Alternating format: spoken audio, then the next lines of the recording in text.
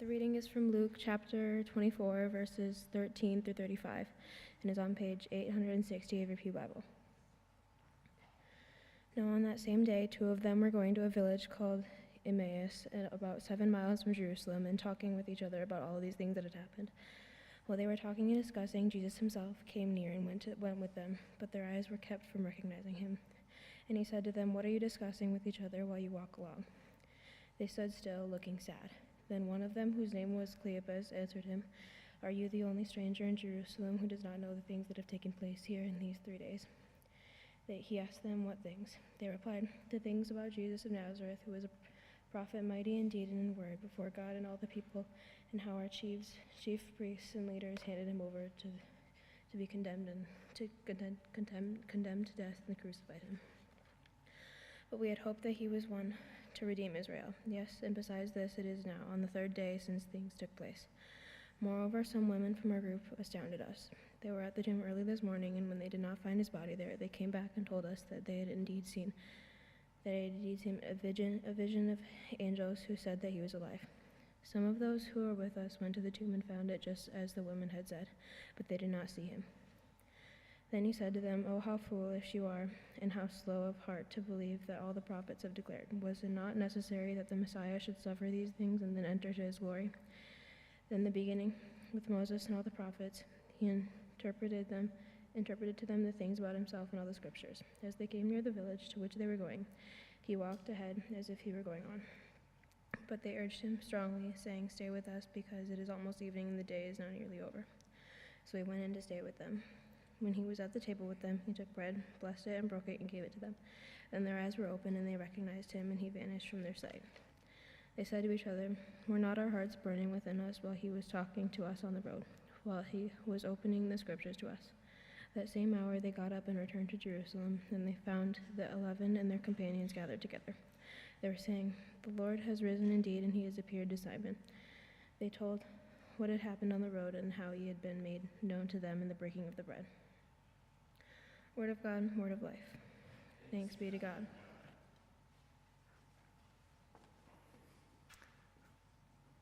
So our reading began by saying, on that same day, two of them were going to a village called Emmaus.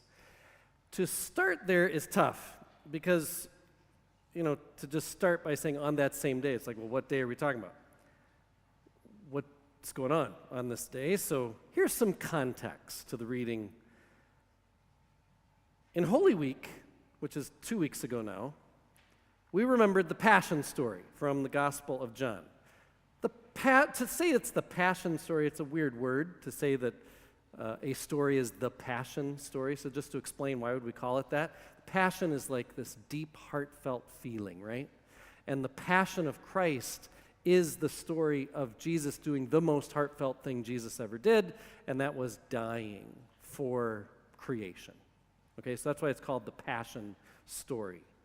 So we remember that whole Passion story throughout the season of Lent, but especially during Holy Week and especially on Good Friday.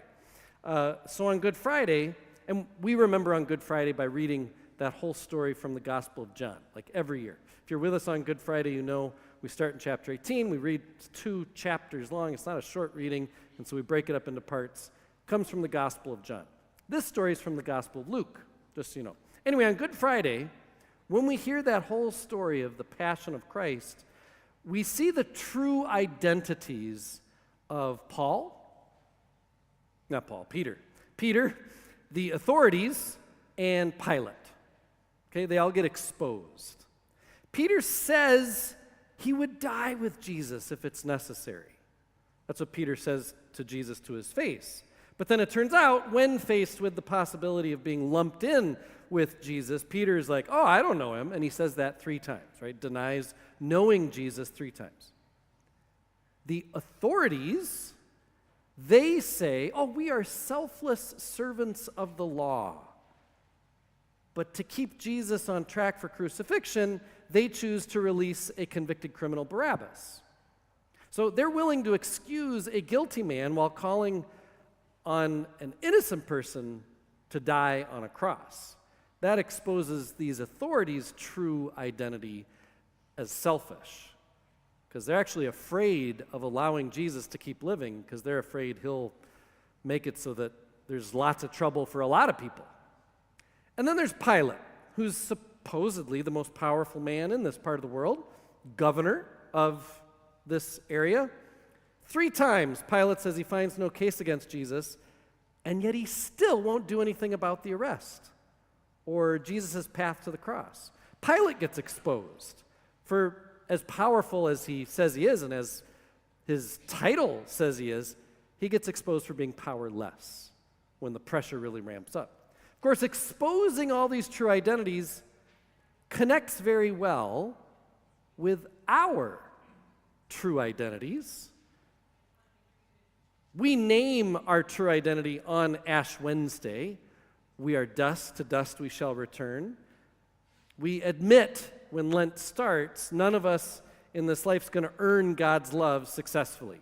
No matter how hard we try, we're not going to be able to save ourselves through whatever status we achieve, whatever wealth we earn, whatever knowledge we attain, no matter how positive thinking we are, no matter what kinds of foods, how healthy the foods are that we eat, how much we exercise, how clever our prayers are, we will not find our way to God. Our true identity, we say it on Ash Wednesday, is that we are dust. This is what makes Good Friday so good. That on the cross, God there finds us, nailed to, we call the cross God's throne, Jesus' throne, nailed to his throne. That's where God sees us most clearly. The truest form of us, our real identity, stripped of all the pretendings that we might try to offer God. God sees our fakeness, our stubbornness, our lies, sees through all the pain that we hold, the loneliness that we have, the emptiness that we suffer, the fears we live with, the weakness that each and every one of us has. God sees us, like exposed from the cross, and chooses there to die for us anyway. Like, that's as clear a message as we can get from God. You know, what do I have to do? Well, like on the cross, God sees how unfair all of it is and says, I'll die for you anyway. God embraces the costs of our sin on that cross and says, you're not alone. You never were, you never will be. I'll die like you'll die. You are dust. Let me enter into that. That's why this is such a big deal. That's why we make such a big deal of this every year. Good Friday, Easter. On the cross, we're seen, we're known, we're graced, and it's good, very good. But God doesn't just join us in dying. God then saves us by rising. Good Friday is about being seen, and then Easter Sunday is about being saved. So that's the context. That on Good Friday, we're like, wow, Jesus sees us. On Easter morning, we are saved. But today's story from Luke picks up on this seeing theme, this saving theme, and we're only halfway through the day. Like, we've got 2,000 years to kind of practice what did this all mean? What did this story mean to people, to us? In the story, it's still Easter Sunday, the original Easter Sunday. And there's 2 people in this story. Cleopas. You know, nobody's named Cleopas.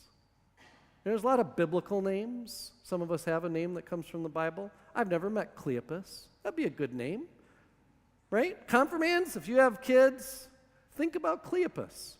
Anyway, Cleopas and another, whom we never get the name of the other disciple, they're getting out of Dodge. Jerusalem, to be specific. And who can blame these 2 for leaving? Because stuff has gone down. Who knows what's going to happen next? And these 2 are extremely disappointed. Okay? Disappointed actually doesn't begin to describe actually how they're feeling. Do you know that feeling when you think your team is going to win it all this year? Like, I don't care what sport you're thinking about right now, or whether it's your high school or a college team or a pro team, whatever it is. But that feeling of, hey, we're pretty good. Like we could win the title or whatever it is. And let's pretend you're not delusional about that. Like maybe your team actually really does have a chance. They are in fact really good. And then the thing happens. They kick a field goal instead of going for a touchdown when there's not even any time to kick a field goal and score a touchdown, because you know Tom Brady's just going to get the ball and he's going to kill the clock, and there's not going to be enough time to get a touchdown after that.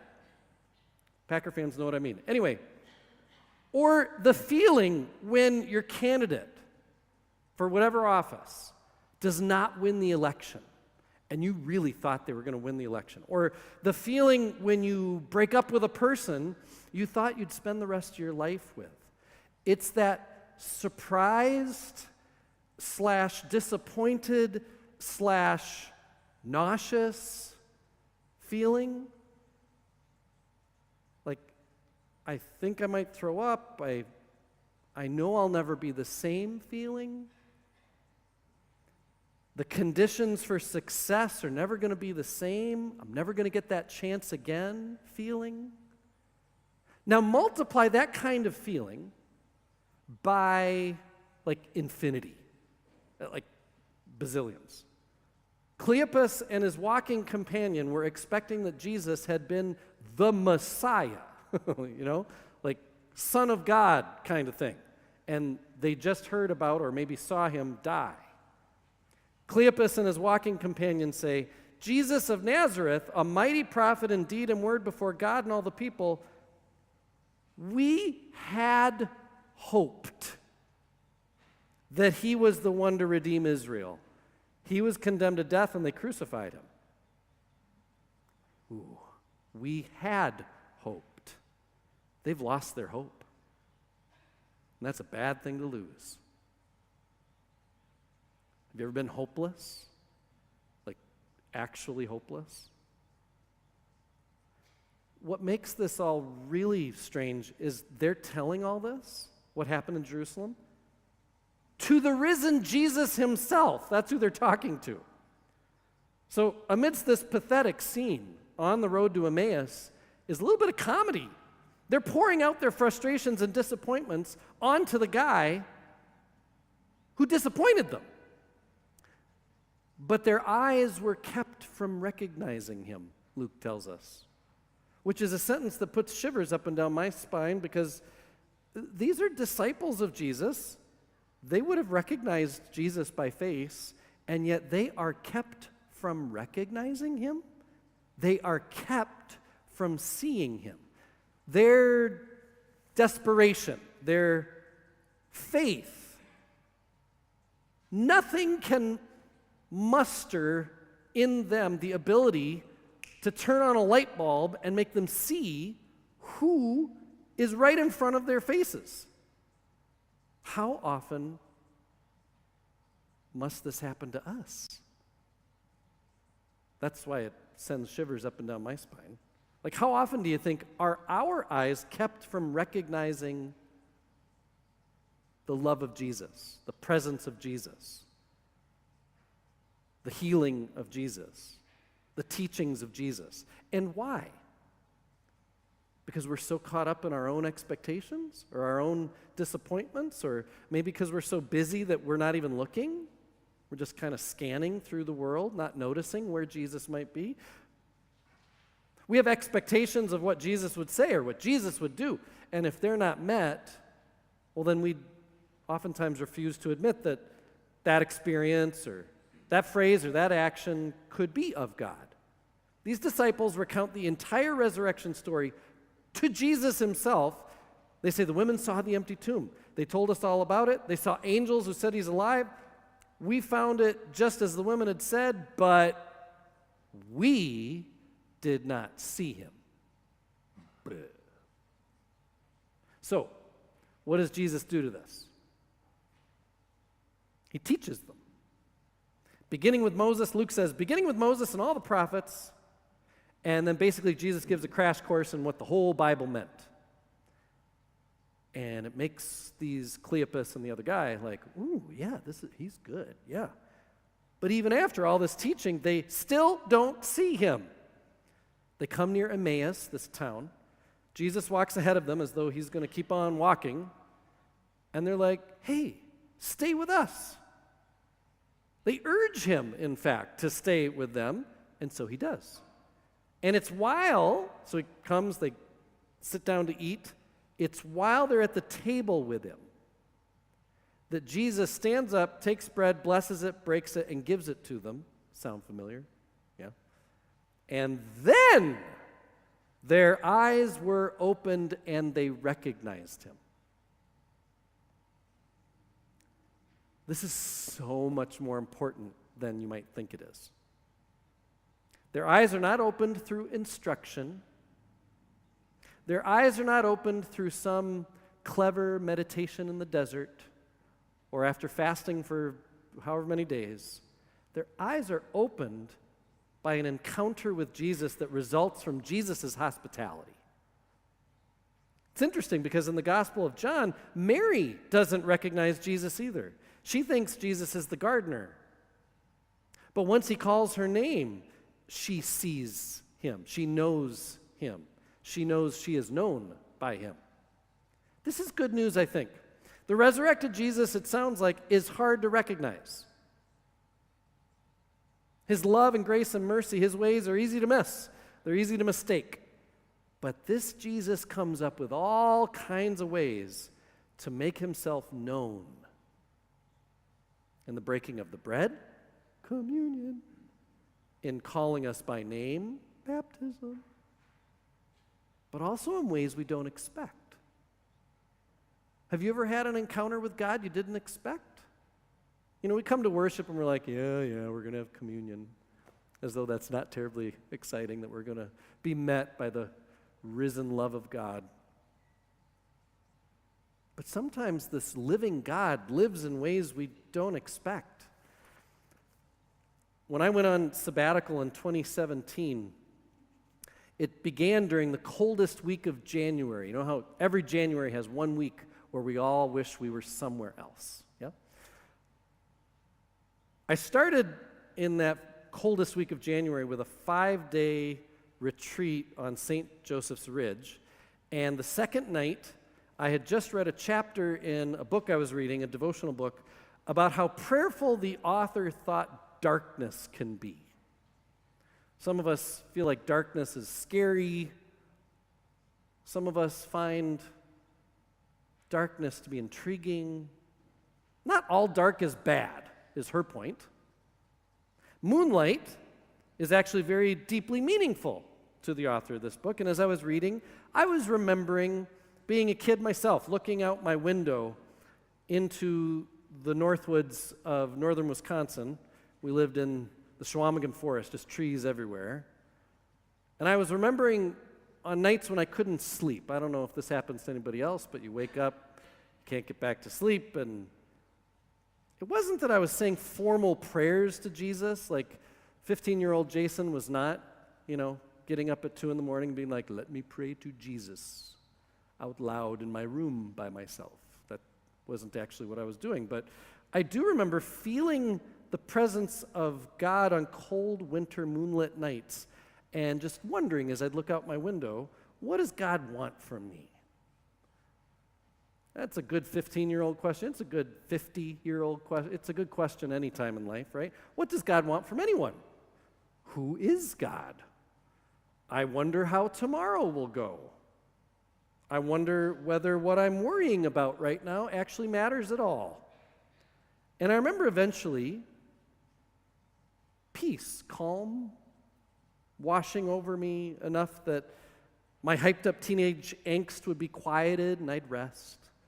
This did not happen every night or even most nights, but it happened from time to time. And remembering, as I was reading this book, remembering those teenage years went on for I don't know how long on that second night of my sabbatical, and then I leaned back, and you got to know, this is like a very small little cottage, and I'm sitting in the ugliest, coziest reclining chair you've ever seen, and as I leaned back after reading and thinking and praying about all this, I leaned back and I looked up, and there's one little skylight in these little buildings, and it's not even 2 feet wide, I suppose, but it's right above the chair I was sitting in. And as I looked up, perfectly framed in that window was the full moon. Like, of all places across the sky it could have been, that's where it was. And it was shining right down on me. And I felt like I wasn't alone. Was that communion? No. Was that baptism? No. Was that a way for God to encounter me and remind me that God is a living God? I wouldn't say no.